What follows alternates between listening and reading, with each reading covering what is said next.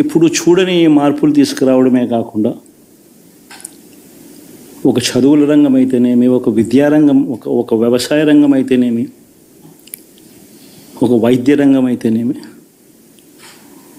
ఏ పేదవాడు ఎప్పుడూ ఇబ్బంది పడకూడదు అని ఎప్పుడు ఊహించని విధంగా మార్పులు తీసుకొస్తూ పేదవాడికి అండగా నిలబడగలిగాం.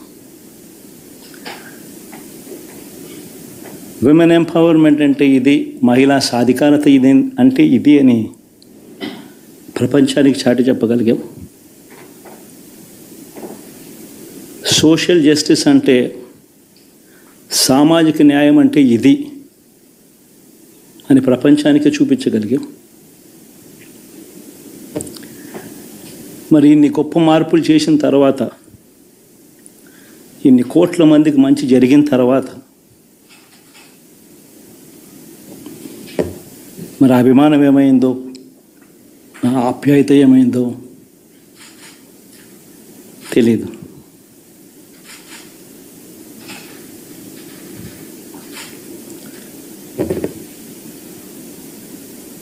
ఎవరో మోసం చేశారు, ఎవరో అన్యాయం చేశారు అని చెప్పి అనొచ్చు, కానీ ఆధారాలు లేవు.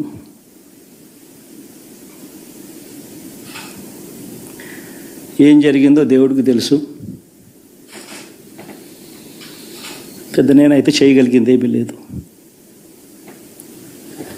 ప్రజల తీర్పు తీసుకుంటాం, కానీ మంచి చేయడానికి మాత్రం ప్రజలకు తోడుగా ఖచ్చితంగా ఉంటాం. వాయిస్ ఆఫ్ ది వాయిస్లెస్ కింద ఈ పార్టీ తాను చేయాల్సిన పని తప్పకుండా చేస్తుంది. పేదవాడికి అండగా ఉండే కార్యక్రమంలో ఎప్పుడూ కూడా పేదవాడికి తోడుగా ఉంటూ గలం విప్పుతుంది, పేదవాడికి అండగా నిలుస్తుంది. పెద్ద పెద్ద వాళ్ళ కూటమి ఇది, ఢిల్లీలో సైతం శాసించే పరిస్థితుల్లో ఉన్న కూటమి ఇది. ఆ కూటమిలో ఉన్న బీజేపీకి, ఆ కూటమిలో ఉన్న చంద్రబాబు గారికి, ఆ కూటమిలో ఉన్న పవన్ కళ్యాణ్ గారికి, అందరికీ కూడా వాళ్ళ గొప్ప విజయానికి అభినందనలు.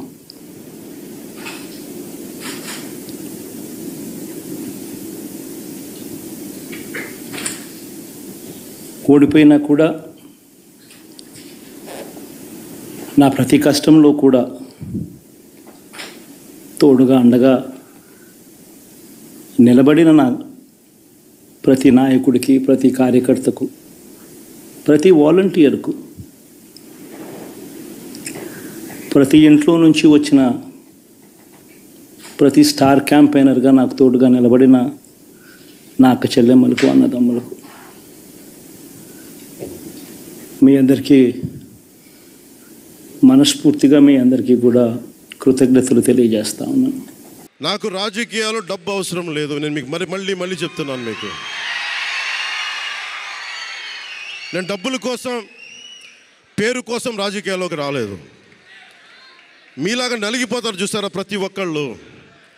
సగటు మనిషి మాకు ఎవడు ఉండడేంటి, నాకు కులం లేదు, మతం లేదు, నా కష్టాన్ని ఎవరు చూడరేంటని ప్రతి ఊర్లో ఉండే ఒక సగటు మనిషి అనుకుంటాడు.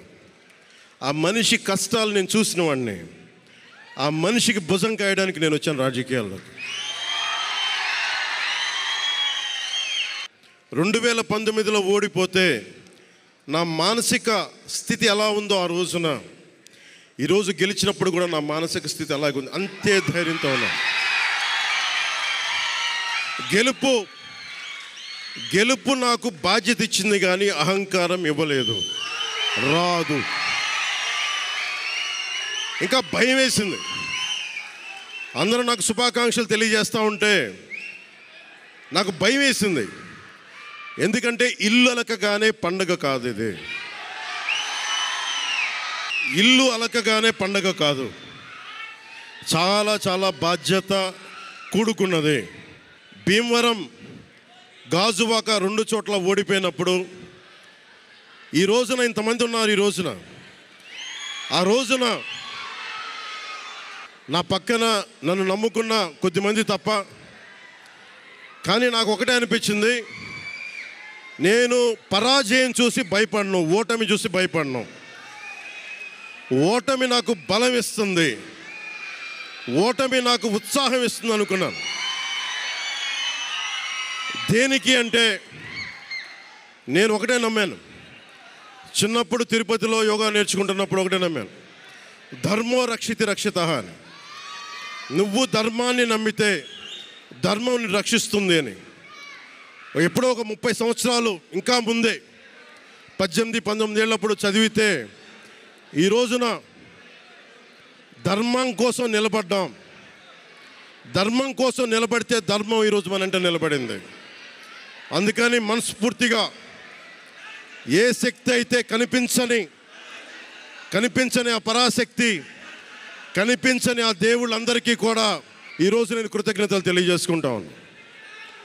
మనస్ఫూర్తిగా మీ అందరికీ, పిఠాపురం ప్రజలందరికీ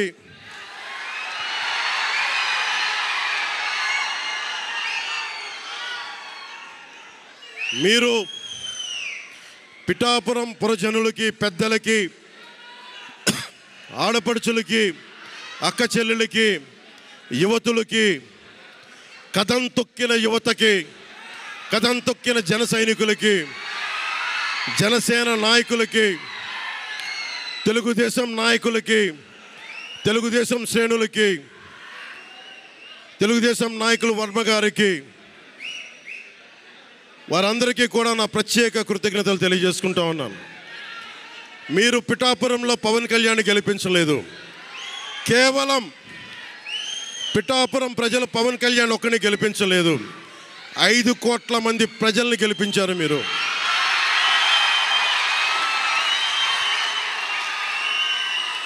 ఓడిపోతే ఇంత బలంగా నిలబడ్డవాడిని.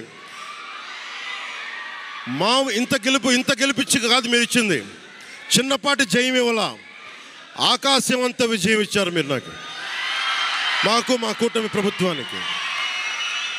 ఇది గుండెల్లో పెట్టుకుంటాం, నిలబడతాం, నిర్మాణాత్మకంగా పనిచేస్తాం.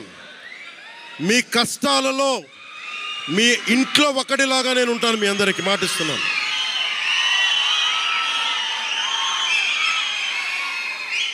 మీ ఇంట్లో ఒక్కడిగా, ఒకటే గుర్తుపెట్టుకోండి, మా ఇంట్లో మా కుటుంబ సభ్యుడు. నాకు కులాలకి, మతాలకి, ప్రాంతాలకి అతీతంగా ప్రతి ఒక్కరూ ఆలోచించాల్సింది, మా ఇంట్లో కుటుంబ సభ్యుడు పవన్ కళ్యాణ్. మా వాడు అసెంబ్లీలో అడుగు పెడుతున్నాడు, మా కష్టాల కోసం మాట్లాడతాడు, మా కష్టాల కోసం నిలబడతాడు. అది చేసి చూపిస్తాను. ప్రభుత్వం ఎలా ఉండాలి, అధికార యంత్రాంగం ఎలా ఉండాలి, రాబోయే రోజుల్లో మీకు అందరికీ చేసి చూపిస్తాం. మళ్ళీ ఒక 10 నిమిషాల తర్వాత మళ్ళీ వచ్చి మాట్లాడతాను. చంద్రబాబు గారు వచ్చారు, వారిని కలిసి మళ్ళీ వచ్చి మేము ఇద్దరం మాట్లాడతాం.